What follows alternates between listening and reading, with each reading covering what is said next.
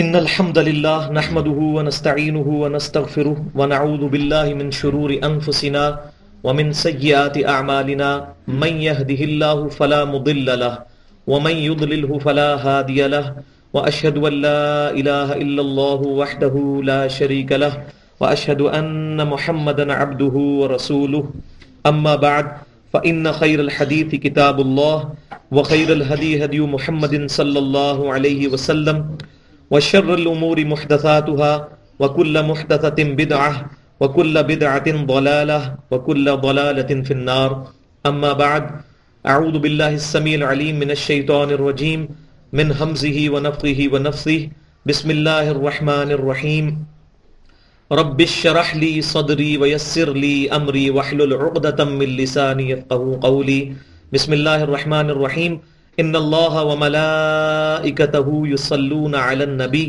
یا ایہا الذین آمنوا صلوا علیہ وسلموا تسلیما اللہم صل علی محمد وعلی آل محمد کما صلیت علی ابراہیم وعلی آل ابراہیم انک حمید مجید اللہم بارک علی محمد وعلی آل محمد کما بارکت علی ابراہیم وعلی آل ابراہیم انک حمید مجید السلام علیک ایہا النبی ورحمۃ اللہ وبرکاتہ۔ اچھا جناب، آج انشاءاللہ تعالی ہم سورۃ البقرہ کا 5واں رکوع شروع کریں گے۔ اب مسلسل 10 رکوع جو ہیں وہ سابقہ امت مسلمہ یعنی کہ اس امت محمدیہ صلی اللہ علیہ وسلم سے جو پہلے امت تھی، مسلمان امت یعنی کہ بنی اسرائیل، اس سے متعلق ہیں۔ اور ان 10 رکوعوں میں سے بھی جو پہلا رکوع ہے وہ 7 آیات کے اوپر مشتمل ہے جو اب ہم پڑھنے لگے ہیں۔ یہ پہلا رکوع جو ہے یہ بنی اسرائیل کو دعوت ہے کہ تم لوگ انبیاء اکرام کے ماننے والے ہو، تو اب انبیاء اکرام علیہ السلام کی نسبت کا دعویٰ کرتے ہوئے تمہیں جو اس پر زوم ہے اس کا تقاضا یہ ہے کہ تم آپ صلی اللہ علیہ وسلم کے اوپر ایمان لے کر آؤ۔ یہاں ایک بات یاد رکھیں کہ بنی اسرائیل سے مراد کون لوگ ہیں یہ بھی سمجھ لیں۔ سیدنا ابراہیم علیہ السلام جو کہ تمام بنی اسرائیل کے جو انبیاء ہیں ان کے جد ہیں، آپ علیہ السلام کے 2 بیٹے تھے، سیدنا اسماعیل جو بڑے بیٹے تھے علیہ السلام، اور چھوٹے بیٹے تھے سیدنا اسحاق علیہ السلام۔ اسحاق علیہ السلام کی جو نسل ہے وہ آگے جب چلی تو اس کے اندر تقریباً 70,000 کے قریب انبیاء کرام علیہ السلام پیدا ہوئے۔ سیدنا اسحاق کے بیٹے ہیں سیدنا یعقوب علیہ السلام، اور یعقوب علیہ السلام کا جو لقب ہے وہ ہے اسرائیل۔ ایل کہتے ہیں عبرانی زبان کے اندر اللہ کو، اسرائیل اللہ کا بندہ، جبرائیل اللہ کا بندہ، اسرافیل اللہ کا بندہ، میکائیل اللہ کا بندہ۔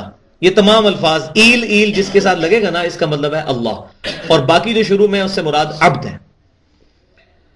تو لہٰذا یہ اسرائیل کے نام کے ساتھ ہمیں کوئی چڑ نہیں ہے، جو اس وقت اسرائیل کی اسٹیٹ بنی ہوئی ہے اس نام کے ساتھ ہمیں کوئی چڑ نہیں ہے۔ الحمدللہ ہم اس نام کی عزت کرنے والے ہیں کیونکہ یہ سیدنا یعقوب علیہ السلام کا لقب تھا۔ تو یعقوب علیہ السلام کے 12 بیٹے تھے، اور وہی پھر 12 قبیلے بنی اسرائیل کے چلے جو اس کے اندر ذکر آئے گا۔ تو بنی اسرائیل جو ہیں ان کو اس اعتبار سے بڑی فضیلت حاصل ہے کہ اللہ تعالیٰ کی یہ محبوب ترین امت تھی، اور اللہ تبارک و تعالیٰ نے تقریباً ان کے اوپر 1400 سال تک وہ پیریڈ گزارا ہے کہ کوئی نہ کوئی اللہ کا پیغمبر ان کے اندر موجود رہا ہے۔ کبھی ایسا نہیں ہوا کہ ان کے اندر کوئی اللہ کا نبی نہ ہو۔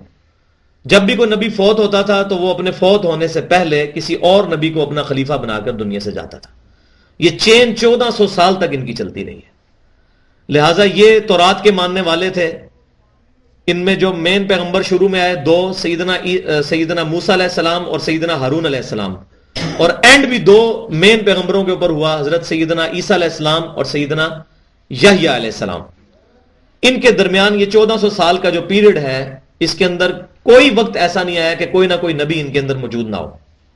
ہر وقت کوئی نہ کوئی اللہ کا نبی ان کے اندر موجود رہا۔ لہذا اب ان کو پہلے رکوع کے اندر دعوت دی جا رہی ہے کہ تم لوگ سب سے پہلے کفر نہ کرو، رسول اللہ صلی اللہ علیہ وسلم کی دعوت کا، تو تمہاری تورات کے اندر تو یہ موجود ہے کہ آپ صلی اللہ علیہ وسلم نبی آخر الزمان بن کر آئیں گے، اور آپ صلی اللہ علیہ وسلم کی دعوت کو قبول کرنا تمام انبیاء کرام علیہ السلام کی دعوت کا خلاصہ یہ ہے کہ بالآخر یہ ختم نبوت امام کائنات سید الاولین والآخرین شفیع المذنبین رحمت للعالمین سیدنا و مولانا محمد رسول اللہ صلی اللہ علیہ وسلم پر ہوگی۔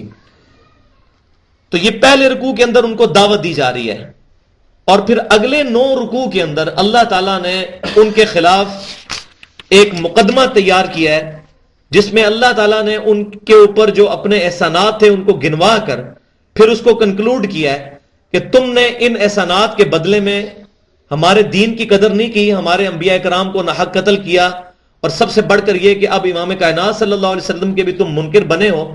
تو اب اس کی پاداشت میں فیصلہ سناتے ہوئے، اس مقدمے کا فیصلہ کرتے ہوئے، اب ہم تمہیں 2000 سال سے جس منصب پر تم فائز تھے اس سے معزول کر کے اب ہم نئی امت کھڑی کریں گے، اور وہ امت محمدیہ صلی اللہ علیہ وسلم۔ آپ صلی اللہ علیہ وسلم بھی ابراہیم علیہ السلام کی اولاد میں سے ہیں، لیکن ان کے دوسرے بیٹے سیدنا اسماعیل علیہ السلام کی اولاد سے، جن کی اولاد سے کوئی نبی نہیں ہوا سوائے آپ صلی اللہ علیہ وسلم کے۔ اور یہ جو تاج پوشی ہوئی جب امت مسلمہ کی، تو اس امت محمدیہ صلی اللہ علیہ وسلم کی تاج پوشی کی حیثیت سے اللہ تعالیٰ نے سب سے بڑا جو سمبل رکھا وہ تحویل قبلہ کر دیا، کہ اب قبلہ قیامت تک کے لیے خانہ کعبہ کر دیا۔ بنی اسرائیل کا قبلہ جو ہے وہ بیت المقدس تھا، اور اب قبلہ جو ہے قیامت تک کے لیے مسلمانوں کا وہ ہوگا بیت اللہ۔ یہ اس کی تاج پوشی ہے نئی امت کھڑی ہونے کی۔ لہٰذا اس میں ایک بات یاد رکھیے گا کہ ان آیات کو پڑھتے ہوئے، ان رکوعوں کو پڑھتے ہوئے یہ ذہن میں نہ لائیں کہ یہ پرانی امتوں کی قصے اور کہانیاں ہیں، بلکہ ان تمام واقعات کے اندر اللہ تبارک و تعالیٰ نے ہر واقعے کے بعد ایک یونیورسل ٹروتھ بھی ارشاد فرمایا ساتھ۔ جیسے ہم بچپن میں کہانیاں پڑھا کرتے تھے نا، اس کے اینڈ پہ ہوتا تھا مورل لیسن کیا ہے، اس سے سبق کیا ملتا ہے کہانی سے، لالچ بری بلا ہے۔ تو جتنے بنی اسرائیل کے واقعات آئیں گے، ہر واقعے کے بعد ایک یونیورسل ٹروتھ آئے گا اللہ تعالیٰ کے مورل لاز کا۔ 2 لاز ہیں نا مین، ایک فزیکل لاز ہے جو دنیا کے کائنات کا سارا سسٹم چل رہا ہے فزیکل لاز کے اوپر، گریوٹی کا لا ہے، اسی طریقے سے سائنٹیفک جتنے لاز ہیں، زمین کا سورج کے گرد چکر لگانا، سورج کا موو کرنا، چاند تارے، یہ ساری چیزیں فزیکل لاز۔ ایک ہے مورل لاز جو اللہ تبارک و تعالیٰ نے اخلاقیات سکھائی ہیں، وہ اس کے اندر بڑے بڑے یونیورسل ٹروتھ آئیں گے کہ جب اس امت میں یہ خرابی پیدا ہوئی اس کا پھر یہ رزلٹ نکلا۔ تو یہ ہمیں سٹوری نہیں سنائی جا رہی، بلکہ بتایا جا رہا ہے کہ جب کوئی امت بگڑتی ہے اس کے اندر یہ خرابیاں پیدا ہوتی ہیں، لہٰذا اے امت محمدیہ صلی اللہ علیہ وسلم تم اپنے اندر یہ خرابیاں نہ پیدا ہونے دینا، اور اگر بالفرض پیدا ہوں گی تو ہمارا قانون وہی ہے، ہم بدلے نہیں ہیں۔ جو کچھ ہم نے بنی اسرائیل کے ساتھ کیا تھا وہ 2000 سال تک ہماری لاڈلی امت تھی، لیکن ہم نے ان کے ساتھ پھر کیا کیا کیا، وہ آئے گا پھر کیا ہوا، اور آج تک ہو رہا ہے۔ تو تمہارے ساتھ بھی یہی صورتحال بنے گی۔ لہذا یہ ساری بات میں نے گفتگو شروع میں اس لیے کر دی تاکہ ہمیں یہ کانسیپٹ کلیئر ہو جائے کہ یہ ہم کوئی سٹوری نہیں پڑھنے لگے۔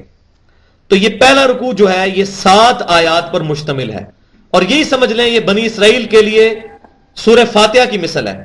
جیسے اللہ تعالیٰ نے ہمیں سورہ فاتحہ عطا فرمائی، اب بنی اسرائیل کو دعوت دینے کے لیے سورہ فاتحہ کی مثل 7 آیات ہیں۔ سورہ فاتحہ میں بھی 7 آیات ہیں، اس رکوع میں بھی 7 آیات ہیں۔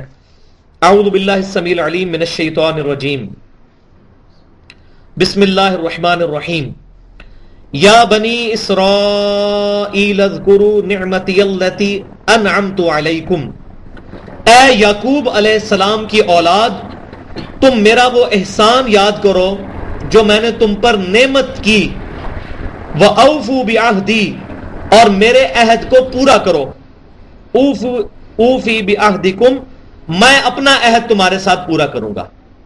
تم میرے ساتھ کیا ہوا عہد پورا کرو، میں اپنا کیا ہوا عہد تمہارے ساتھ پورا کروں گا۔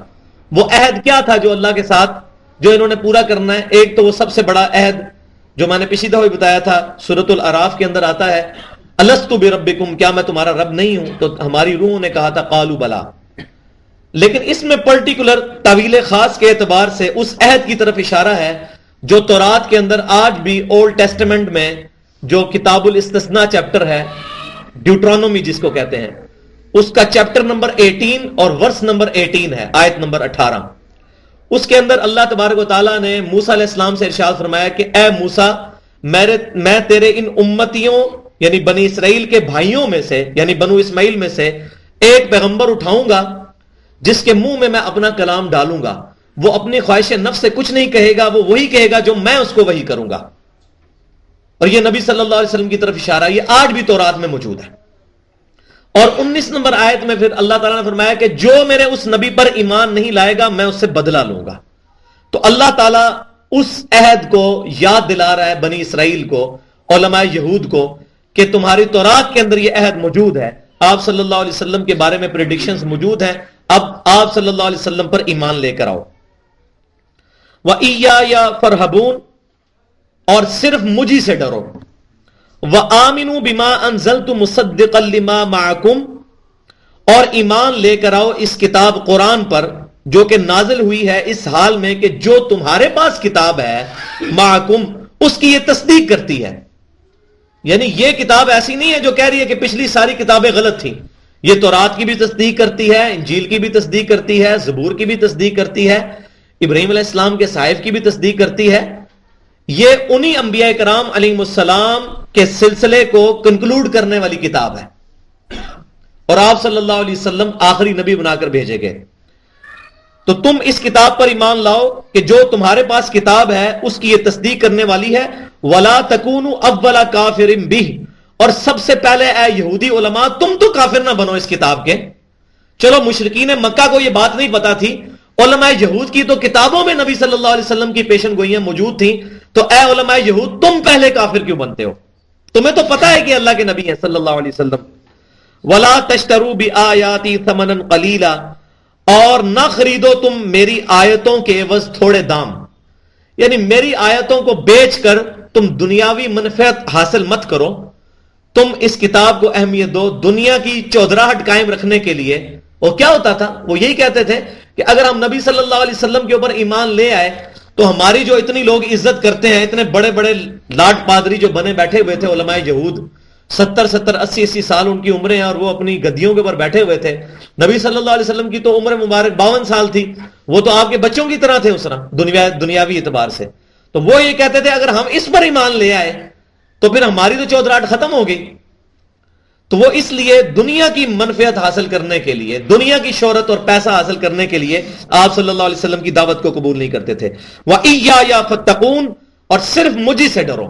اگر تمہیں اللہ کا ڈر ہے نا تو تم اپنی چودراہٹ اور دنیا کے نفع چھوڑ کر امام کائنات صلی اللہ علیہ وسلم کی دعوت کو قبول کرو۔ وَلَا تَلْبِسُوا الْحَقَّ بِالْبَاطِلِ، اور حق کو باطل کے ساتھ مت ملاؤ۔ وَتَكْتُمُوا الْحَقَّ، اور حق کو چھپاؤ بھی مت، حق اور باطل کو مکس نہ کرو۔ یہ کیا کرتے تھے کہ آپ صلی اللہ علیہ وسلم کی جو پیشن گوئیاں تورات میں موجود ہیں ان کو اپنی عوام سے چھپا کے رکھتے تھے، جس طرح آج کے علماء ہیں، عوام کو تو پتہ ہی نہیں قرآن میں کیا لکھا ہوا ہے۔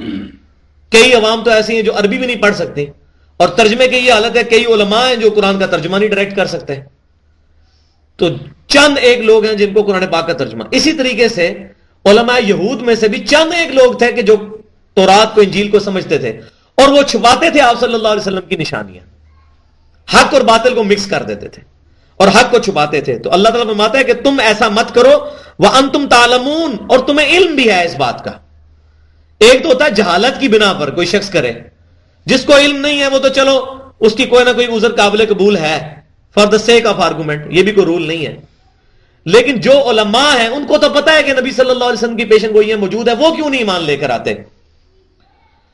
وَأَقِيمُوا الصَّلَاةَ، اور نماز کو قائم کرو، وَآتُوا الزَّكَاةَ، اور زکوٰۃ ادا کرو، وَارْكَعُوا مَعَ الرَّاكِعِينَ، اور رکوع کرنے والوں کے ساتھ رکوع کرو۔ انہوں نے اپنی عبادت کے اندر سے رکوع کو جو ہے نا وہ ختم کر دیا ہوا تھا، تو اللہ تبارک و تعالیٰ نے اسپیشلی ان کو کہا کہ رکوع کیا کرو۔ یہود کی نماز کے اندر جو یہود کو نماز اللہ تعالیٰ نے سکھائی تھی اس میں رکوع موجود تھا، لیکن انہوں نے خود سے اس کو omit کر دیا تھا۔ تو اللہ تعالیٰ نے پرٹیکولر فرمایا کہ رکوع کرنے والوں کے ساتھ رکوع کرو، نماز کو قائم کرو اور زکوٰۃ دو۔ اَتَأْمُرُونَ النَّاسَ بِالْبِرِّ، کیا تم لوگوں کو حکم دیتے ہو نیکی کا، وَتَنْسَوْنَ أَنفُسَكُمْ، اور اپنی جان کو بھلا دیتے ہو۔ یہ علماء سے خطاب ہو رہا ہے، ذرا آج کے علماء کو بھی اپنے ذہن میں رکھنا ہے۔ اور آج کے بھی دیندار طبقے کو اپنے ذہن میں رکھنا ہے۔ اے علماء یہود، کیا تم لوگوں کو تو نیکی کا حکم دیتے ہو اور اپنی جان کو بھلا دیتے ہو؟ وَأَنْتُمْ تَتْلُونَ الْكِتَابِ، حالانکہ تم اللہ کی کتاب بھی پڑھتے ہو، تورات تم پڑھ رہے ہو، اور پھر بھی تمہاری حالت یہ ہے کہ تم لوگوں کو نیکی کا حکم دے رہے ہو اور خود جو ہے وہ نیکی کی طرف آتے نہیں ہو۔ افلا تعقلون، کیا تمہیں عقل نہیں ہے؟ اب ظاہر کتاب پڑھنے والے کون تھے؟ پبلک تو کوئی نہیں تھی، علماء ہی تھے، علماء ہی کتاب پڑھنے والے تھے۔ وَاسْتَعِينُوا بِالصَّبْرِ وَالصَّلَاةِ، اور صبر اور نماز کے ذریعے اللہ کی مدد چاہو۔ وَإِنَّهَا لَكَبِيرَةٌ، اور یہ بہت بھاری چیز ہے صبر اور نماز۔ إِلَّا عَلَى الْخَاشِعِينَ، ہاں مگر جو اللہ تعالیٰ کا خوف رکھنے والے لوگ ہیں ان کے لیے کوئی بھاری چیز نہیں ہے۔ اب یہ بہت امپورٹنٹ ٹاپک یہاں پر ڈسکس ہوا ہے کہ علماء یہود کو یہ کہا جا رہا ہے کہ تم اللہ کی کتاب بھی پڑھتے ہو، اس کے باوجود لوگوں کو نیکی کا حکم دیتے ہو اور خود جو ہے تم برائیوں کے اندر مبتلا ہو، حالانکہ تم اللہ کی کتاب پڑھتے ہو۔ یہ کیوں ہوتا تھا؟ کیونکہ جب علماء جو ہے دنیا پرست ہو جائیں گے، دنیا کے کتے بن جائیں گے، تو ان کے لیے پھر دنیا کی اہمیت ہوگی، پھر وہ دنیاوی مال کو دیکھ کر صبر نہیں کر سکیں گے، اسی وجہ سے پھر وہ گناہوں میں مبتلا ہوں گے اور دنیا کے امیر لوگوں کو خوش کرنے کے لیے غلط غلط فتوے دیں گے۔ جب کسی امیر آدمی کا مسئلہ آئے گا فتویٰ کچھ اور کر دیں گے، غریب آدمی کا آئے گا فتویٰ کچھ اور کر دیں گے۔ یہ سب کچھ کیوں ہے؟ دنیا داری۔ اس لیے اللہ تعالیٰ فرما رہا ہے کہ تم اللہ کی کتاب پڑھتے ہو، تو جب دنیا کے مال پر تم صبر نہیں کر سکتے نا، دنیا کے مال کی وجہ سے تم غلط فتوے دیتے ہو، تو اپنے آپ کو صبر اور نماز کے ذریعے اللہ کی طرف متوجہ کرو تاکہ تمہارے دل سے دنیا کی محبت ختم ہو، تو تب تمہارے لیے یہ دنیا داری جو ہے یہ وبال نہیں پھر بنے گی۔ یہ اس لیے یہاں پر یہ آیت آئی ہے کہ اے علماء، تم مدد پیسے کے ذریعے، شہرت کے ذریعے نہ اللہ کی چاہو، وَاسْتَعِينُوا بِالصَّبْرِ وَالصَّلَاةِ، صبر اور نماز کے ذریعے صبر کرو۔ دنیا کا مال نہیں مل رہا، صبر کرو، دنیا کے کتے مت بنو۔ جب دنیا کے کتے بن جاؤ گے پھر تم ظاہر ہے کہ وہ فتوے دو گے جو پبلک چاہ رہی ہے، اور تم پھر تورات کو بھی چینج کرو گے، انجیل کو بھی چینج کرو گے۔ اس آیت کی یہاں پر اس اعتبار سے بڑی امپورٹنس ہے۔ لیکن اللہ تعالیٰ ہمارا یہ صبر اور نماز یہ بڑا بھاری کام ہے، مگر جو خاشعین ہیں، جو اللہ کا خوف رکھنے والے ہیں، ان کے لیے کوئی پرابلم نہیں ہے، ان کے لیے یہ آسان ہے۔ اور یہاں پر یہ ایک ضمناً یہ بھی بات یاد رکھیں کہ بعض لوگ جو ہیں وہ قرآن سے اس آیت کو پیش کرتے ہیں کہ جی غیر اللہ سے مدد مانگی جا سکتی ہے، وَاسْتَعِينُوا بِالصَّبْرِ وَالصَّلَاةِ، صبر اور نماز کے ذریعے مدد چاہو، اور اس کی بنیاد پہ وہ یہ کہتے ہیں کہ آپ اللہ تعالیٰ کے علاوہ اور ہستیوں کو بھی مدد کے لیے پکار سکتے ہیں، اللہ کی اطاعت سے ہی ہے۔ تو بھائیو اگر اس کا یہ مطلب ہے تو مجھے بتائیں آج تک انہوں نے کبھی کہا ہے المدد یا صبر، المدد یا نماز، یا المدد یا صلاح؟ کسی نے کہا ہے آج تک؟ یا یہ بنتا بھی ہے؟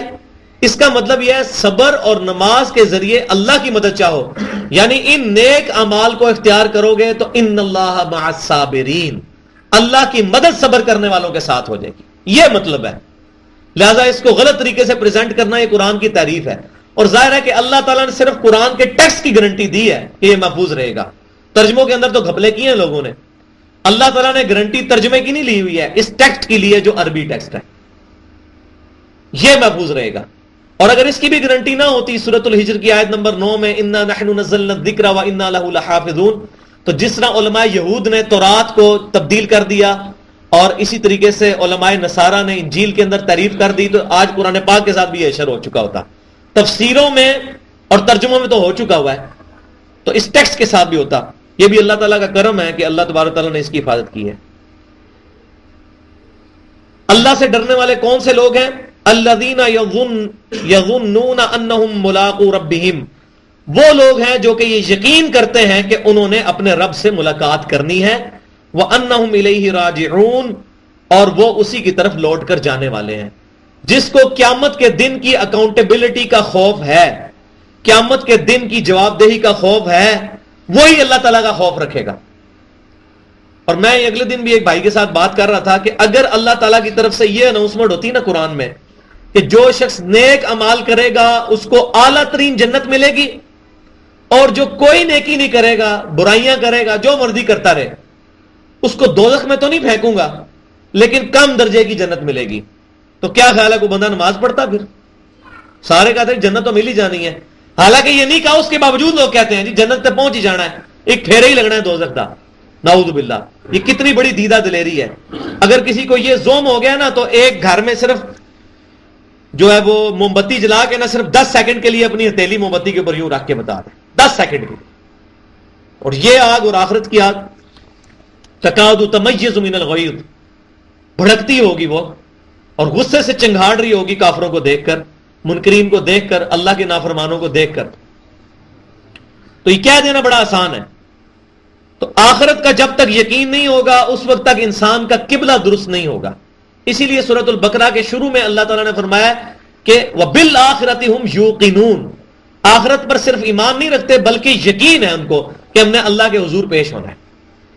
یہ یقین کے درجے تک ہوگا تب انسان کا قبلہ درست رہے گا.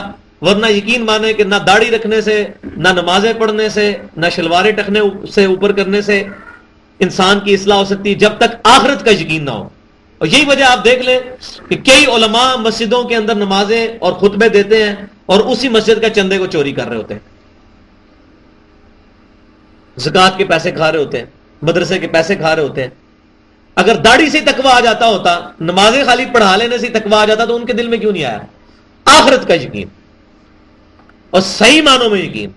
جیسے میں مثال کے طور پر کہتا ہوں کہ اگر آج اناؤنسمنٹ ہو گورنمنٹ کی طرف سے کہ جو شخص فجر کی نماز تکبیر اولیٰ کے ساتھ مسجد کی پہلی صف میں پڑھے گا اس کو 5,000 روپیہ دیا جائے گا, دوسری صف والے کو 4,000 روپیہ, تیسری صف والے کو 3,000 روپیہ.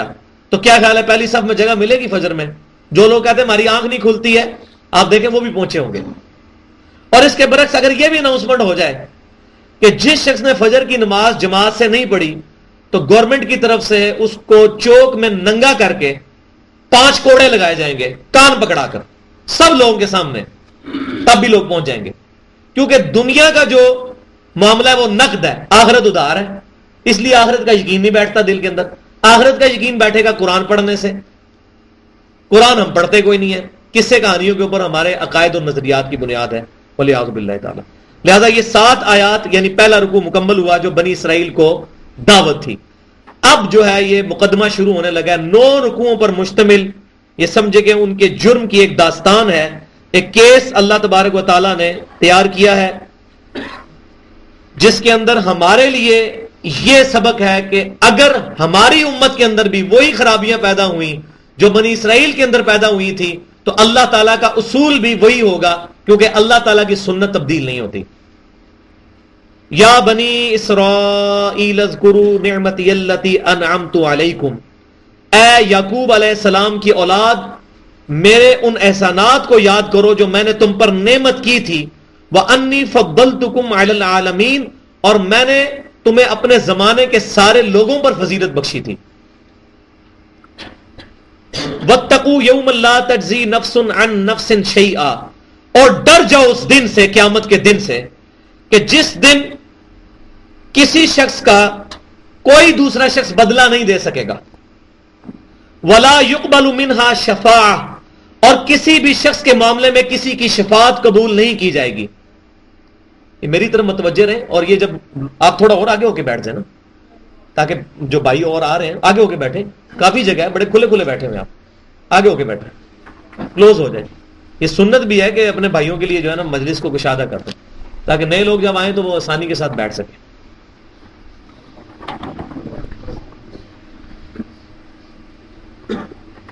اے بنی اسرائیل ڈرو اس دن سے, قیامت کے دن, جب کسی نفس سے اس کا کوئی دوسرے نفس سے بدلہ قبول نہیں کیا جائے گا اور نہ ہی اس کی سفارش قبول کی جائے گی. ولا یؤخذ منها عدل, اور نہ ہی کسی سے کوئی معاوضہ لیا جائے گا. ولا هم ينصرون, اور نہ ہی ان کی کوئی مدد کی جائے گی. اب اس 48 نمبر آیت میں کیٹاگوریکل ڈینائی موجود ہے کہ قیامت والے دن کوئی شخص کسی کے کام نہیں آ سکتا. یہ کیا کیا چیزیں بتائیں؟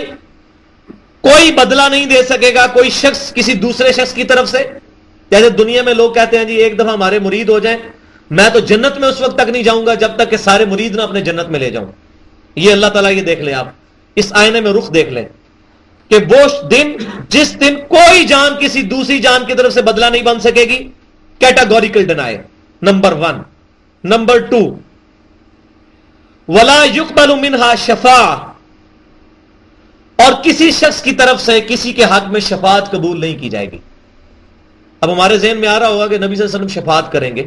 وہ جو آپ صلی اللہ علیہ وسلم کی شفاعت ہے وہ شفاعت باذن اللہ ہے, ایبسولوٹ شفاعت نہیں ہے, وہ ریلیٹو ہے. اللہ تبارک و تعالیٰ اذن عطا فرمائے گا اور یہ بھی بتائے گا کہ اس کی شفاعت کرنی ہے, اختیار اللہ سے. لہذا آج ہم یہ نہیں کہہ سکتے کہ یا رسول اللہ صلی اللہ علیہ وسلم میری آپ نے شفاعت فرمانی ہے. ہم یہ کہیں گے اے اللہ مجھے اپنے رسول صلی اللہ علیہ وسلم کی شفاعت نصیب فرما. شفاعت بھی اللہ سے مانگیں گے. کیٹاگوریکل ڈینائی ہے, کوئی شخص دھونس کے ساتھ وجاہت کے ساتھ کسی کی شفاعت نہیں کر سکتا. اللہ جس کو اذن دے گا, وہ آتا ہے نا سورہ البقرہ میں ہی 255 نمبر آیت الکرسی کے اندر, من ذا الذی یشفع عندہ الا باذنہ, اللہ کے حضور کسی کی کوئی سفارش نہیں کر سکتا مگر اس کے اذن سے. تو کیٹاگوریکل ڈینائی ہے کہ شفاعت بھی قبول نہیں ہوگی. نمبر 3 ولا یؤخذ منها عدل, اور کسی سے کوئی معاوضہ بھی قبول نہیں کیا جائے گا. دنیا کے اندر تو یہ 2 نمبری چل جاتی ہے کہ امیر آدمی پیسے دے کے چھوٹ جائے گا, آخرت میں نہیں, اللہ کی بارگاہ کے اندر یہ کام بھی نہیں چلے گا. اور چوتھی بات ولا هم ينصرون, اور نہ ان کی مدد کی جائے گی. دنیا کے اندر تو یہ ہو سکتا ہے کہ کوئی شخص کسی ایم پی اے کی یا ایم این اے کی سفارش لڑا کے تو اندر خانے پرچہ کینسل کروا کے تو آزاد ہو جائے جرم کرنے کے بعد. آخرت میں اس قسم کی کوئی مدد نہیں ہوگی اللہ کی بارگاہ میں. وَإِذْ نَجَّيْنَاكُمْ مِنْ آلِ فِرْعَوْنَ, اور اب وہ وقت یاد کرو کہ جب ہم نے تمہیں نجات دی تھی فرعون والوں سے, قوم فرعون سے. یسومونکم سوء العذاب, جو تمہیں دردناک عذاب دیتے تھے فرعونی بنی اسرائیل کو.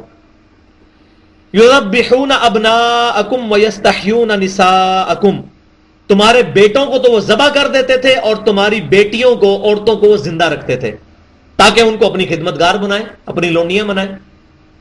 اور لڑکوں کو اس لیے قتل کر دیتے تھے تاکہ بنی اسرائیل کی اسٹرینتھ نہ بن سکے.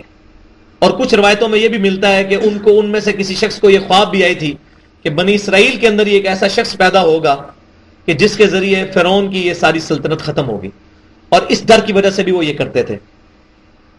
وَفِي ذَلِكُمْ بَلَاءٌ مِّن رَبِّكُمْ عَظِيمٌ, اور بے شک اس معاملے کے اندر تمہارے رب کی طرف سے بہت بڑی آزمائش تھی تمہارے لیے اے بنی اسرائیل. اللہ تعالیٰ نے تم پر یہ آزمائش کے طور پہ ڈالا تھا. یہ سب کچھ اللہ تعالیٰ کی مرضی سے ہو رہا تھا. اللہ کی مرضی اور حکم میں فرق سمجھیں. مرضی یہ ہے کہ اللہ چاہتا تو روک سکتا تھا. اللہ نے یہ نہیں کہا تھا کہ ان کے بچوں کو ذبح کرو. مرضی کا مطلب یہ ہوتا ہے, جیسے ہم کہتے ہیں دنیا میں ہر کام اللہ کی مرضی سے ہو رہا ہے, اس کا یہ مطلب نہیں کہ زنا جو ہو رہا ہے وہ اللہ کی مرضی سے ہو رہا ہے. اس کا مطلب ہے کہ اللہ چاہے تو زبردستی روک سکتا ہے لیکن وہ نہیں روکے گا. نماز پڑھنے والے کو بھی نہیں روکے گا, زنا کرنے والے کو بھی نہیں روکے گا, چوری کرنے والے کو بھی نہیں روکے گا, حج کی طرف جانے والے کو بھی نہیں روکے گا. کیوں؟ انا ہدیناہ السبیل اما شاکرا و اما کفورا فالہمہا فجورہا و تقواہا, ہم نے 2 راستے تم پر واضح کر دیے, چاہے تو یہ راستہ اڈاپٹ کرو چاہے یہ راستہ اڈاپٹ کرو. اللہ تعالیٰ زبردستی کسی کو مسجد میں نہیں لے کے جائے گا, زبردستی کسی کو شراب خانے میں نہیں لے کے جائے گا. البتہ یہ سب کچھ کام اللہ کی مرضی سے ہو رہے ہیں. اس کا مطلب یہ ہے کہ شراب خانے میں جو جا رہا ہے اگر اللہ چاہتا اس کو زمین میں دھسا دیتا اس عمل کے, لیکن اللہ نے کھلی چھٹی دی ہوئی ہے. اس کا یہ مطلب نہیں کہ اللہ راضی ہے.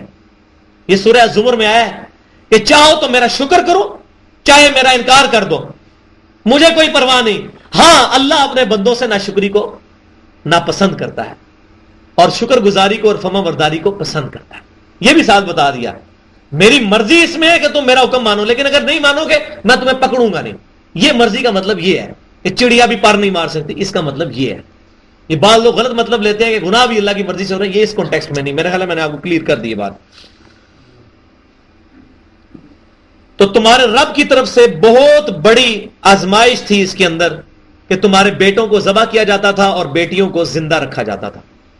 اور اللہ تعالیٰ نے ہر امت کو آزمایا ہے, ہر شخص کو آزمانا ہے. اسی آزمائش کے بدلے میں اللہ تعالیٰ نے جنت دینی ہے. لیبلوکم ایکم احسن عملا, یہ ہم نے زندگی اور موت کا سلسلہ جو پیدا کیا یہ اسی لیے ہے تاکہ تمہیں جج کیا جائے کہ کون تم میں سے اچھے اعمال کرتا ہے. تو بغیر آزمائش کے نہیں پتا چلتا کہ کھرا کھوٹے کے اندر فرق کیا ہے. اب ایک اور اللہ تعالیٰ ذکر کر رہا ہے ایک اور واقعے کا، وَإِذْ فَرَّقْنَا بِكُمُ الْبَحْرَ فَأَنْجَيْنَاكُمْ، اور جب ہم نے اے بنی اسرائیل تمہارے لیے سمندر کو پھاڑ دیا اور تمہیں تو ہم نے نجات دے دی. وَأَغْرَقْنَا آلَ فِرْعَوْنَ وَأَنْتُمْ تَنْظُرُونَ، اور وہیں پر ہم نے فرعون کو ڈبو دیا اور تم اپنی نظروں کے سامنے دیکھ بھی رہے تھے یہ منظر. تمہارا ایمان تو بڑے لیول پہ ہونا چاہیے. وَأَنْتُمْ تَنْظُرُونَ، تمہارے سامنے تمہارے دشمنوں کو اللہ تعالیٰ نے غرق کر دیا اور تمہیں اسی سمندر سے گزارا راستہ بنا کر. یہ بہت بڑا معجزہ تھا، تم دیکھ رہے تھے، اس کے باوجود تم نے ناقدری کی.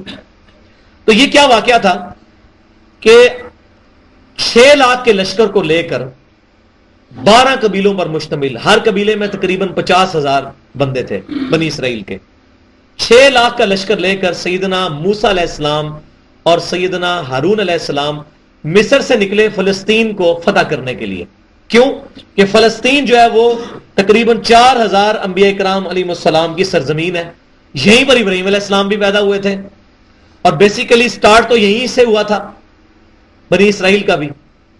وہ تو جب یعقوب علیہ السلام کے بیٹے یوسف علیہ السلام جو ہے وہ بک کر، سورہ یوسف میں آتا ہے کہ وہ پھر مصر پہنچے، پھر وہاں سے آگے نسل چلی، سارا سلسلہ چلا، لیکن اوریجن ان کا جو ہے وہ تھا فلسطین.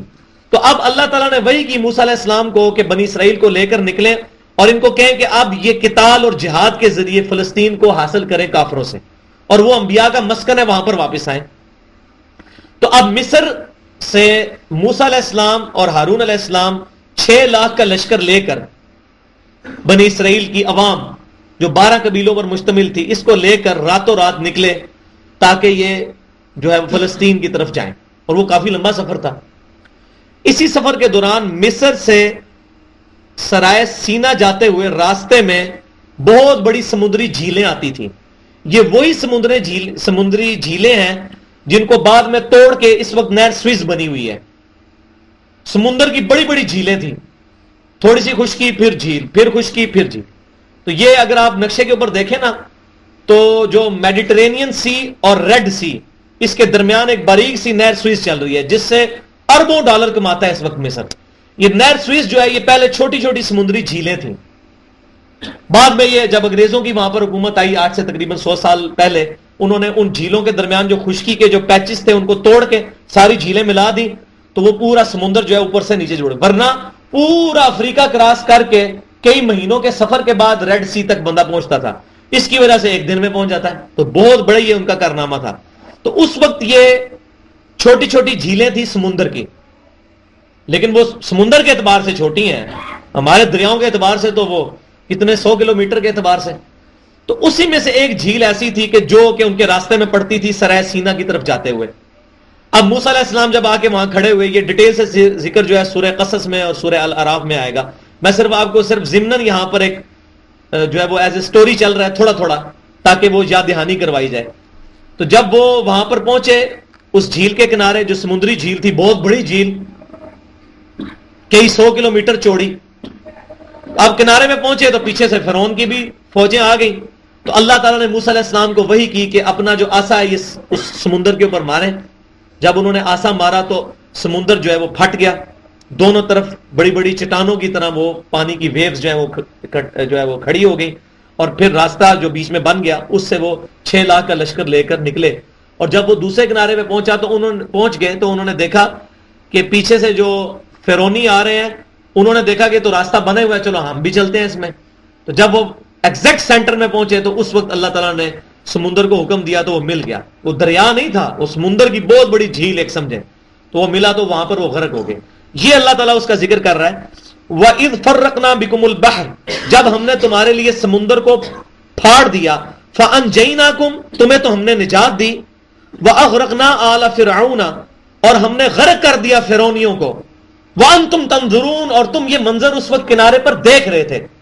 اب تو تمہیں یہ نہیں اللہ کے ساتھ جو ہے وہ بغاوت نہیں کرنی چاہیے تھی. اللہ نے تمہاری خاطر اتنا بڑا معجزہ دکھایا موسیٰ علیہ السلام کے ہاتھ میں.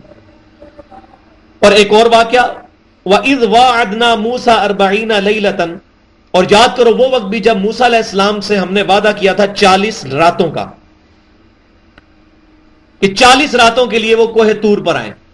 وہ صحرائے سینا کے ٹپ کے اوپر جو ہے نا وہ یہ اس طرح کر کے وہ ٹرائنگل سی بنتی, یہاں پر آ کر وہ ٹپ کے اوپر کوہ طور ہے.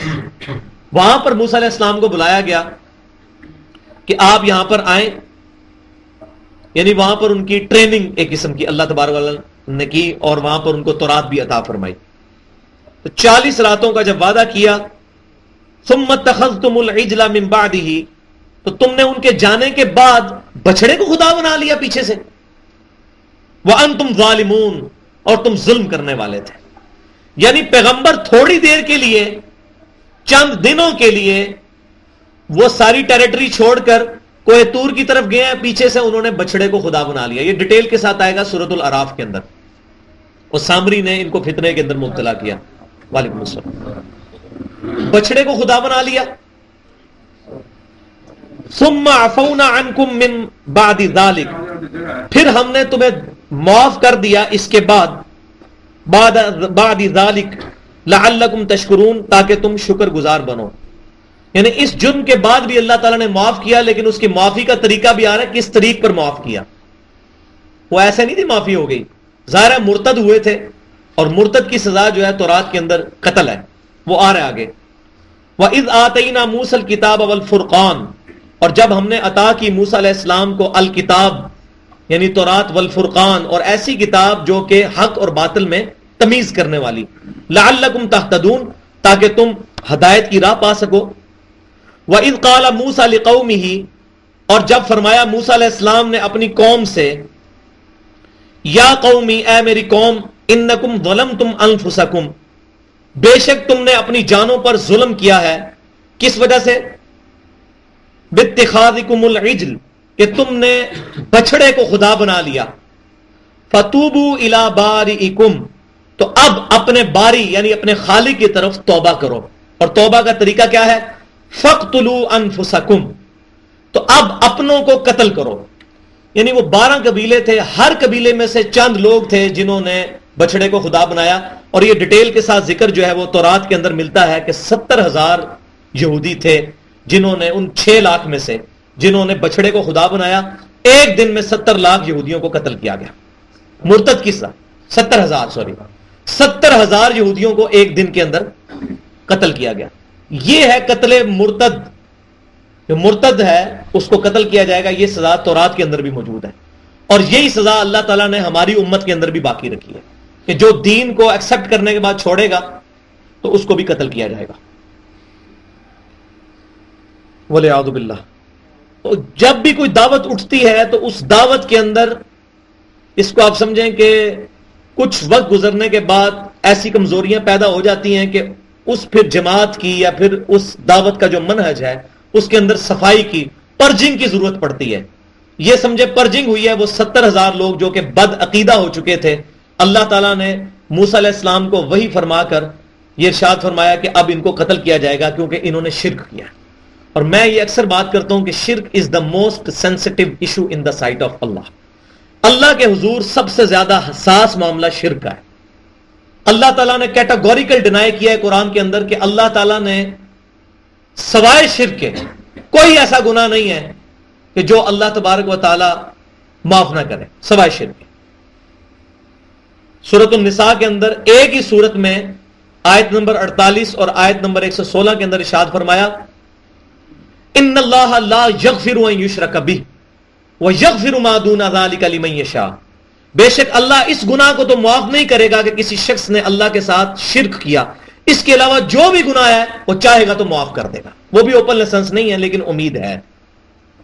اسی طرح سورۃ المائدہ کے اندر 72 نمبر آیت میں فرمایا, انہ من یشرک باللہ, بے شک جو کوئی بھی اللہ کے ساتھ شرک کرے گا, فقد حرم اللہ علیہ الجنہ, اللہ نے اس پر جنت حرام کر دی ہے, ومأواہ النار, اس کا ٹھکانہ دوزخ ہے, وما للظالمین من انصار, اور ایسے ظالموں کا وہاں پر کوئی مددگار بھی نہیں ہوگا.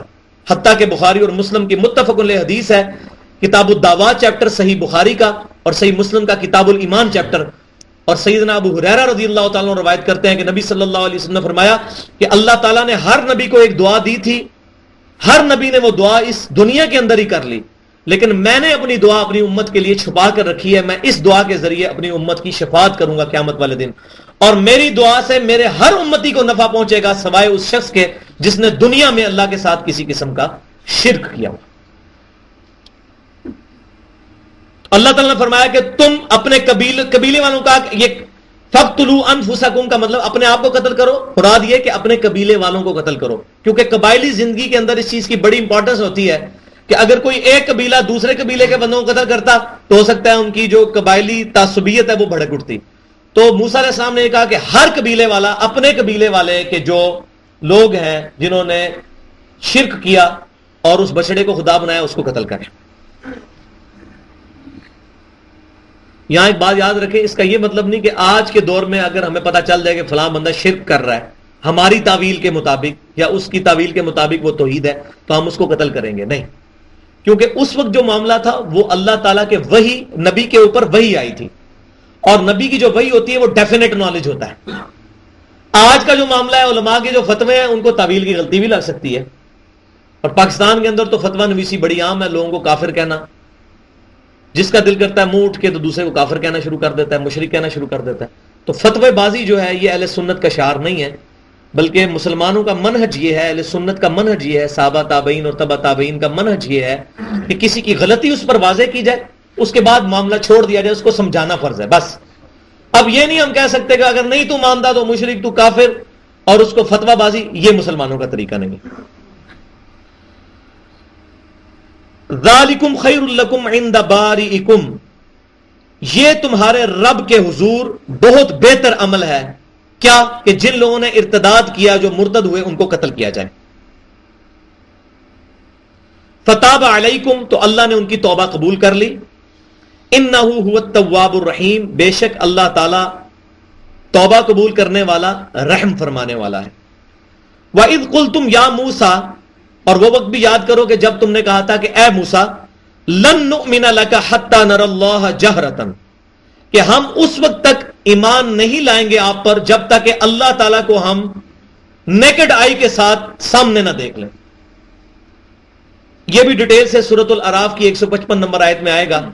وہ 70 کے قریب لوگ جو ہیں حضرت موسیٰ علیہ السلام لے کر گئے، وہ خواہش کرتے تھے کہ ہم اللہ تعالیٰ کو دیکھیں گے، لیکن اللہ تبارک و تعالیٰ کا غضب ان پر نازل ہوا کہ اتنی بڑی یہ جرت کر رہے ہیں، اور یہ ایمان بالغیب ہے. اگر اللہ تعالیٰ کو دیکھ کر ہی ماننا ہے تو پھر ایمان بالغیب کہاں رہا؟ تو اللہ تعالیٰ نے ان کے اوپر ایک جو ہے وہ ایسی تجلی فرمائی کہ وہ وہاں پر ہلاک ہو گئے. پھر اللہ تبارک تعالیٰ نے ان کو دوبارہ زندہ کیا. وہ سورۃ الاعراف کے اندر آتا ہے، تورات میں بھی موجود ہے.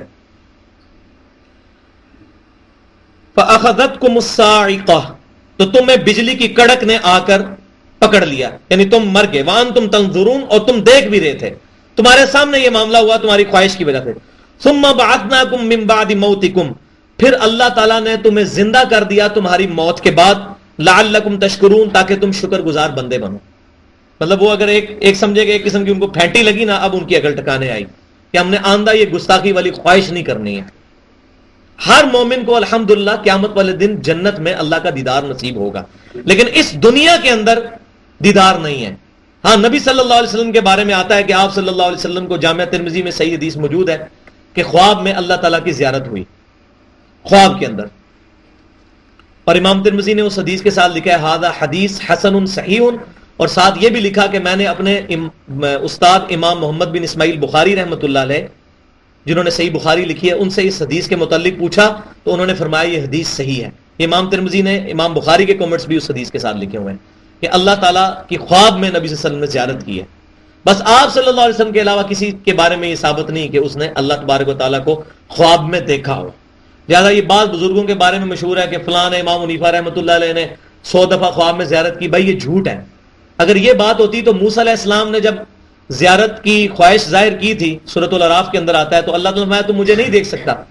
تو اللہ تعالیٰ یہ بھی فرما سکتا تھا کہ موسیٰ تو مجھے دیکھ تو نہیں سکتا، لیکن خواب میں زیارت کرا دیتا ہوں، اگر میں تو یہ آفر پیش کرتا ہوں، کیونکہ میں نے امام حنیفہ کو جو 100 دفعہ بعد میں کروانی ہے. دیکھیں کتنا بڑا جھوٹ ہے.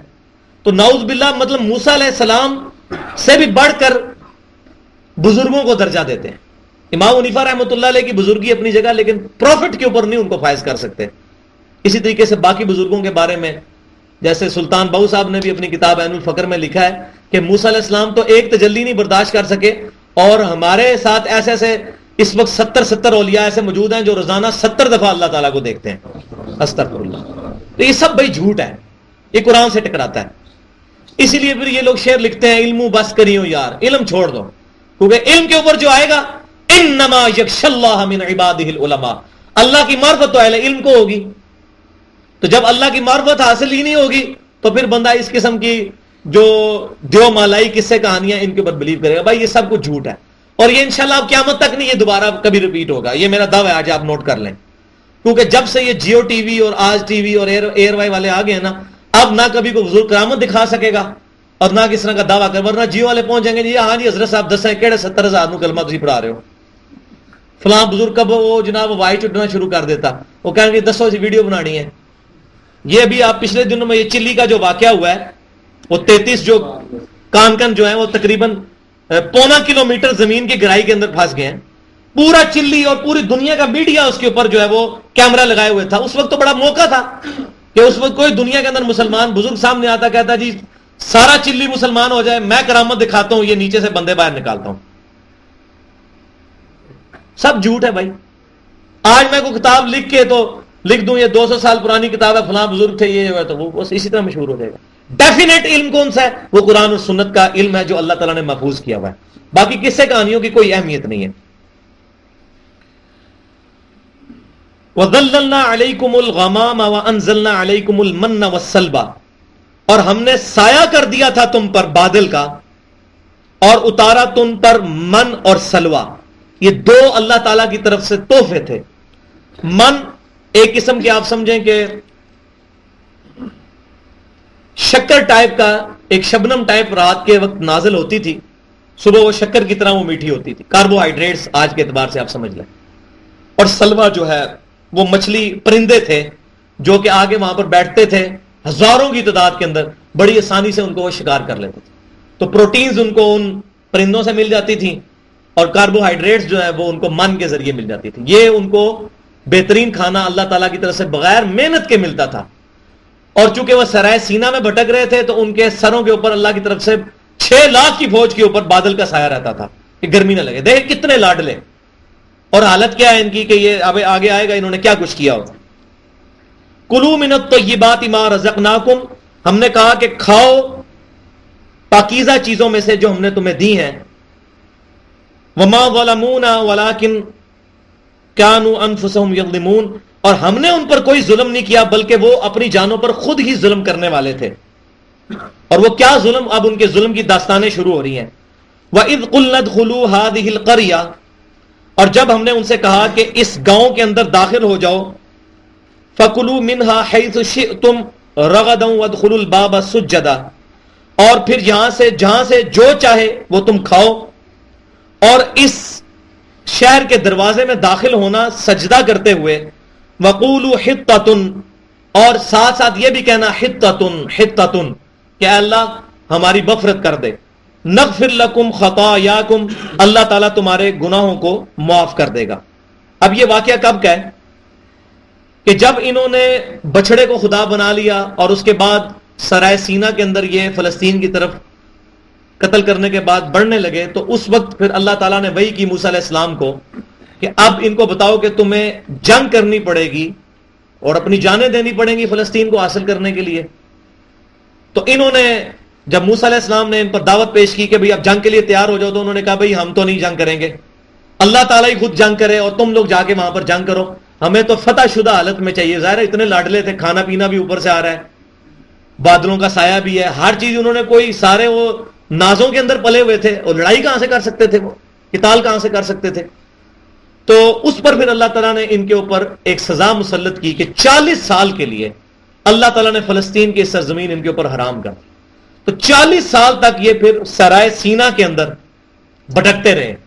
اسی دوران موسیٰ علیہ السلام بھی فوت ہو گئے، ہارون علیہ السلام بھی فوت ہو گئے، اور پھر اللہ تبارک و تعالیٰ نے حضرت موسیٰ علیہ السلام کی وفات کے بعد یوشع بن نون علیہ السلام کو جو ہے وہ یہ سارا سلسلہ منتقل کیا. وہ پیغمبر بنے ان میں، اور ان کے وہ لیڈر بھی بنے.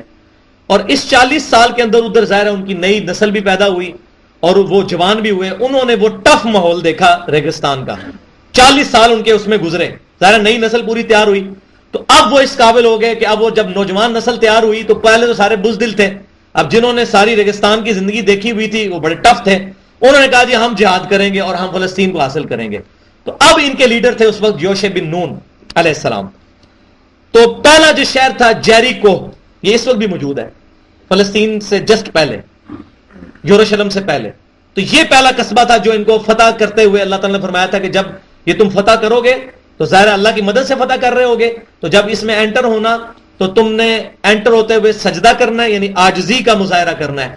اور یہ بات آپ نے ساتھ ساتھ اپنے منہ سے کہنا ہے، حطۃ حطۃ، اے اللہ ہماری مغفرت کر دے، ہماری مغفرت کر دے. وَسَنَزِيدُ الْمُحْسِنِينَ، اور ہم زیادہ دیتے ہیں نیکوکاروں کو. اب انہوں نے حطۃ کے بجائے کیا کہنا شروع کر دیا؟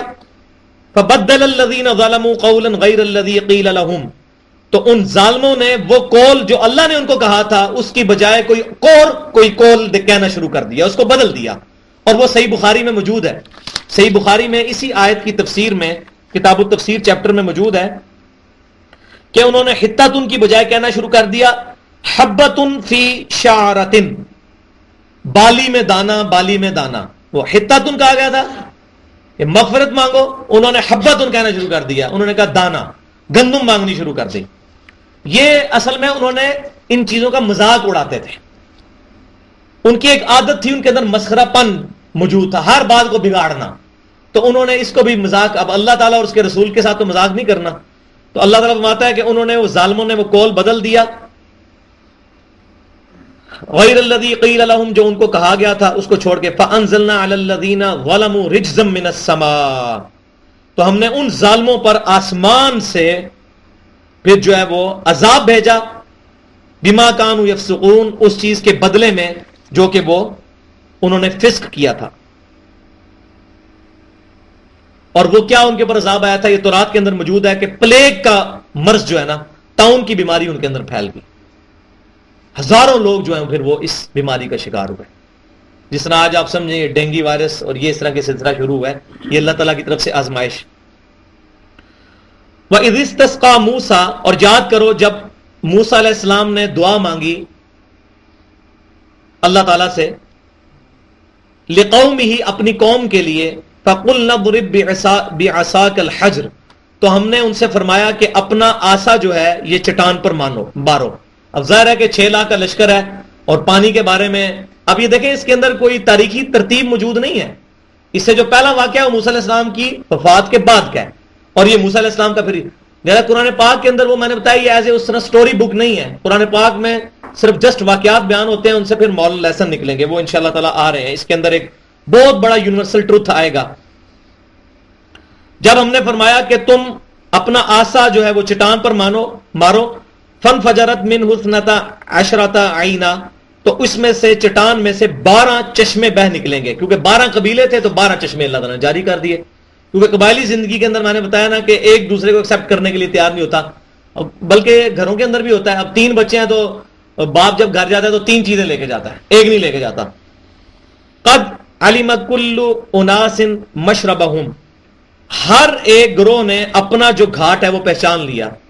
اللہ تبارک و تعالیٰ نے بتا دیا موسیٰ علیہ السلام کے ذریعے کہ یہ فلاں قبیلے کا، یہ سمجھے آج کے اعتبار سمجھے یہ ٹوٹی فلاں کے لیے ہے، یہ ٹوٹی فلاں کے لیے، فلاں کے لیے چشمہ یہ فلاں، اس طریقے سے. کلوا واشربوا من رزق اللہ، کھاؤ اور پیو اللہ کے رزق میں سے. ولا تعثوا فی الارض مفسدین، اور زمین میں فساد کرنے والے مت بن جاؤ. وَإِذْ قُلْتُمْ يَا مُوسَىٰ، اور جب تم نے کہا کہ اے موسیٰ علیہ السلام، لن نصبر علی طعام واحد، کہ ہم ایک کھانے کے اوپر صبر نہیں کر سکتے. اب عرصہ دراز ہو گیا ہے کہ ہمیں وہی من و سلوہ مل رہا ہے، کوئی زبان کا چٹخارا بھی آنا چاہیے.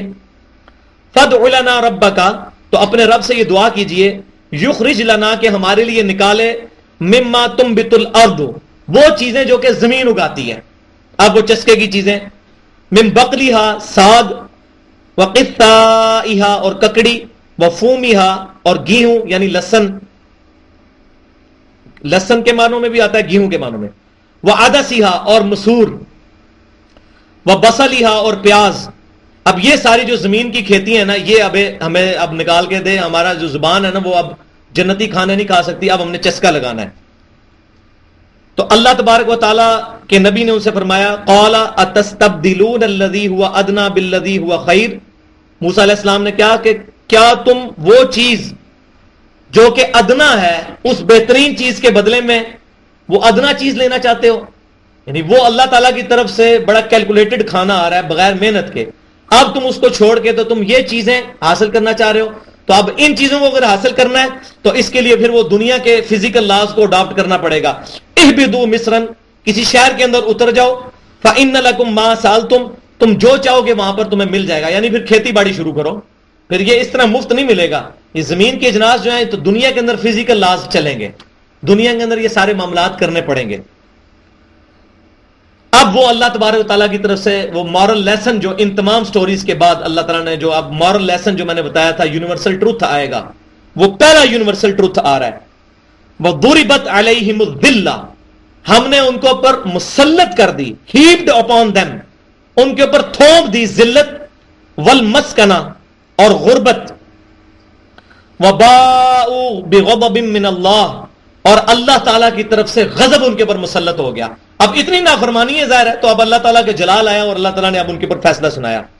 ذَلِكَ بِأَنَّهُمْ كَانُوا يَكْفُرُونَ بِآيَاتِ اللَّهِ، یہ اس لیے کہ وہ اللہ تعالیٰ کی آیات کے ساتھ انکار کرتے تھے.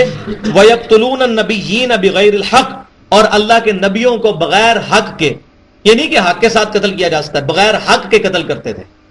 مراد یہ کہ انبیاء کرام علیہ السلام کو وہ قتل کیا کرتے تھے، جو کہ سب سے بڑی ناحق چیز ہے. ذَلِكَ بِمَا عَصَوْا وَكَانُوا، یہ اس وجہ سے کہ وہ تھے نافرمان، وَكَانُوا يَعْتَدُونَ، اور وہ حد سے بڑھ جانے والے لوگ تھے. تو یہ پہلا یونیورسل ٹروتھ اس کے اندر آیا کہ اللہ تبارک و تعالیٰ نے ان کے اوپر یہ سزا مسلط کر دی کہ ان کے اوپر ذلت مسلط. اور وہ آپ دیکھیں کہ اس وقت سے ذلت مسلط ہے. جب نبی صلی اللہ علیہ وسلم دنیا میں تشریف لائے اس وقت دوسری دفعہ ان کا قبلہ گرایا جا چکا ہوا تھا. پہلی دفعہ قبلہ جو گرایا گیا وہ حضرت عیسیٰ علیہ السلام کی پیدائش سے بھی پہلے، اور دوسری دفعہ ان کا جو وہ قبلہ گرایا گیا یروشلم، وہ حضرت عیسیٰ علیہ السلام کے اٹھائے جانے کے تقریباً 70 سال کے بعد. اور جب نبی صلی اللہ علیہ وسلم پیدا ہوئے تو تقریباً 500 سال ہو چکے تھے ان کے قبلے کو گرے ہوئے، اور وہ قبلہ آج تک گرا ہوا ہے ان کا. ایک دیوار صرف اس کی ہیکل سلمانی کی باقی ہے جس کے سامنے وہ تو رات ایسے پڑھ پڑھ کے تو وہ گریا کر، جس کو دیوار گریا بھی کہتے ہیں، وہ کر رہے ہوتے ہیں. اب وہ چاہ رہے ہیں کہ ہم ہیکل سلمانی دوبارہ تعمیر کریں اور مسجد اقصیٰ کو جو ہے وہ شہید کریں. تو یہ الحمدللہ ہمارے 3 رکوع مکمل ہوئے ہیں. اللہ تعالیٰ سے دعا ہے جو کچھ میں نے بیان کیا اس میں جو حق بات ہے وہ ہمارے دلوں میں راسخ فرمائے، اگر کوئی غلطی ہوئی تو ہمارے دلوں سے معاف کر دے، اور ہمیں بھی اس سے یہ مورل لیسن لینے کی توفیق عطا فرمائے کہ اللہ تبارک و تعالیٰ ہمارے ساتھ وہ معاملہ نہ فرمائے کہ جو بنی اسرائیل کے ساتھ ہوا تھا. سبحانک اللہم بحمدک، اشہد ان لا الہ الا انت، استغفرک و اتوب الیک، وما علینا الا البلاغ المبین.